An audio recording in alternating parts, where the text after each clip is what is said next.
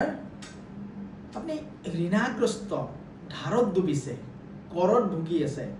লগতে আপনি 12 ঘন্টা ডিউটি কৰে কিন্তু দৰমহা 4 ঘন্টাৰ পাই আছে নেগেটিভ ফিল এটা হৈছে গৰখানত আহিলে ঘুমাবলৈ মন না যায় বাস্তুৰ ওপৰত এটো সন্দেহ হৈছে এনেকুৱা ধৰণৰ যদি আপোনাৰ নেগেটিভ ফিল হয় প্ৰথমতে আপুনি বাস্তুটো আপুনি চেক কৰি ল'ব কিন্তু এটো নহয় যে আপোনাৰ ঘৰৰ কিবা ভাঙিব লগা বা কিবা পৰিৱৰ্তন কৰিব লগা তেনেকুৱা নহয় যে কিবা নিজৰ মাটিটো আপুনি পৰীক্ষা কৰি লওক ঘৰৰ স্থানটো আপুনি এবাৰ চাই লওক আৰু লগতে যদি দেখিব বাস্তু শাস্ত্ৰৰ যদি অনুযায়ী আপোনাৰ ভুল হৈছে আপুনি আপোনাৰ নৰ্থ ইষ্ট কোণত এটা হনুমানৰ গদা আপুনি স্থাপন কৰক আৰু পাৰিলে আপুনি কি কৰিব জানে নিজৰ ঘৰৰ মুখ্য দুৱাৰত আপুনি সদায় এটা বস্তু মনত ৰাখিব যদি পাৰে হনুমানৰ গায়ত্ৰীটো এখন হোৱাইট কাগজত ৰঙা আখৰেৰে লিখি ধুনীয়া কৰি লেবেলেশন কৰি মুখ্য দুৱাৰত আপুনি মাৰি থওক লগতে আপুনি এটা কাম কৰিব যদি বিবাহত বাধা হৈ আছে ঘৰৰ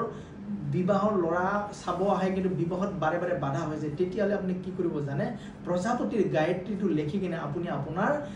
ছোৱালী বা লৰাৰ ৰুমৰ আপুনি মুখ্য দুৱাৰত বা প্ৰথমখন বেৰত আপুনি মাৰি থৈ দিয়ক আৰু নহলে সদায় মনত ৰাখিব যিসকল লৰা ছোৱালীৰ বিবাহত বাধা হৈছে তেওঁলোকক সদায় নৰ্থ ইষ্ট ৰুম